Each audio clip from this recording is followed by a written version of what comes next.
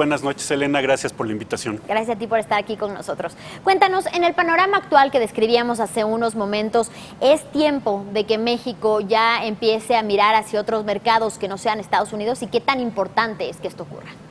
Es muy importante. Todo comenzó desde las promesas de campaña de Donald Trump, en las cuales, como bien lo estamos viendo, planteó la posibilidad de la renegociación del Tratado de Libre Comercio. Ahí, tanto el sector pecuario y el sector harinero en México se plantearon la posibilidad de que subieran los costos de importación de los productos si es que México pusiera un arancel a la importación, ya sea de maíz, de soya, de trigo de Estados Unidos. Y ahí es cuando voltearon a otras partes del mundo. Es importante no depender nada más de Estados Unidos. Históricamente México depende mucho de Estados Unidos, obviamente por la cercanía geográfica, por la logística, que puede entrar el grano tanto por carrusel como por barco a México, y eso posibilita que muchas industrias puedan importar cantidades, digamos, pequeñas de grano sin tener que traerse un barco directamente de otra parte del mundo. Cada vez es más importante tener, y ahora está de moda, la seguridad alimentaria y aprovechar las ventajas competitivas de cada país. ¿México ya lo ha logrado en este tiempo? Sí, desde el 2016 México empezó a importar algo de maíz de Argentina y en el 2017, para tener un poco más de perspectiva, México importó alrededor de 14.3 millones de toneladas de maíz. De esas 14.3, 13.6, es decir, el 95% vienen de Estados Unidos. Pero ya, por ejemplo, de Brasil, estamos en el 2017, importamos 583,000 toneladas.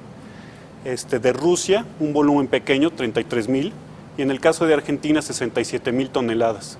En el mercado en el que se puede ver un poco más la diversificación de mercados es en el trigo. En el trigo que Estados Unidos todavía tiene el 69% de participación en las importaciones, pero México ha volteado a otros países, como puede ser Rusia, como puede ser Ucrania, obviamente Canadá, y el caso de Argentina, que a finales del 2017 un grupo de empresarios y molineros se juntaron para traer el primer barco de trigo de Argentina.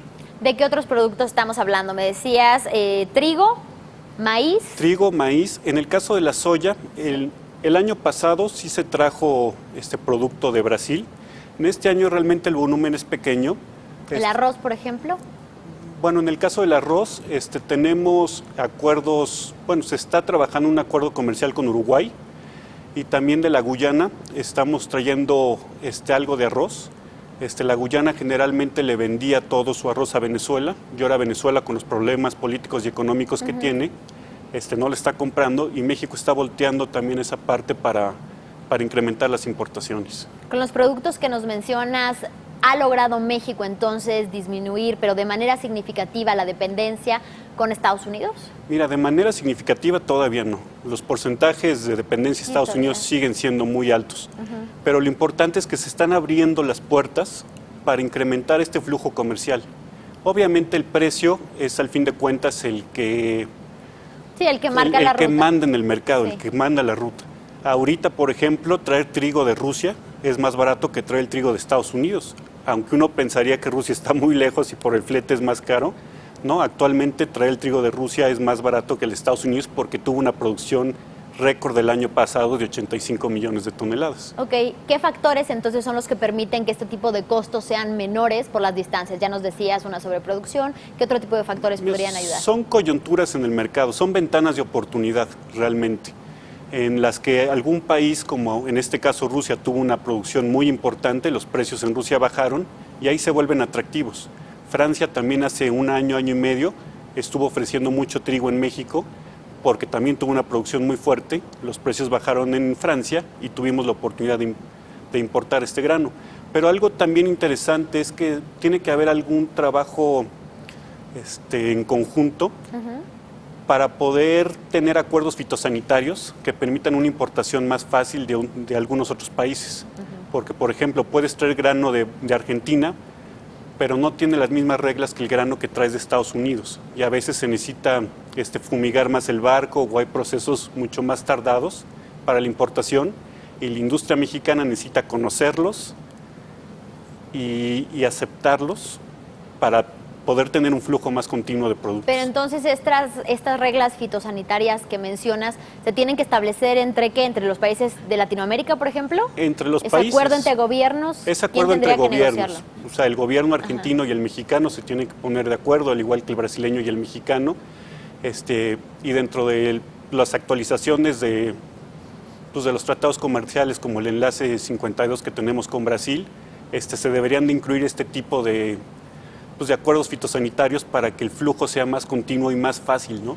Porque también si tú te traes un producto de Brasil y Argentina, tiene que ser un barco completo, que es mucho producto para ciertas empresas. En cambio, en Estados Unidos te puedes traer ciertas tolvas por ferrocarril, o el mismo barco que llega, por un ejemplo, a Veracruz, puede ser dividido para varios clientes. Entonces también necesitas Hace falta llegar a acuerdos, entre naciones. ¿Qué tan complicado, cómo ves tú el camino que debe de recorrer entonces México para diversificar realmente su mercado y liberarse de esta dependencia con Estados Unidos? Ya sabemos que ahora están anunciando que probablemente muy pronto se firme esta renegociación del Telecán. Sin embargo, muchos meses estuvimos ante la incertidumbre de que quizá no volvería a firmarse entre las tres naciones. En ese sentido, México quizá entonces no podría tomar nuevamente el riesgo. ¿Y cuál sería el camino que tendría que decidirse a recorrer? Mira, por ventajas, Estados Unidos siempre, va a ser nuestro mercado más fácil de importación en cuanto a granos y oleaginosas, pero sí es necesario voltear a otras partes del mundo para aprovechar estas ventajas de precio y traer productos más baratos que al final de cuentas son en beneficio del consumidor, ya sea en el sector pecuario para la producción de carne de cerdo, res o leche, o en el sector de harinas para la producción de tortillas o panes a base de trigo. ¿Será un camino complicado entonces? Es un camino complicado, pero ya las empresas se dieron cuenta que sí se puede.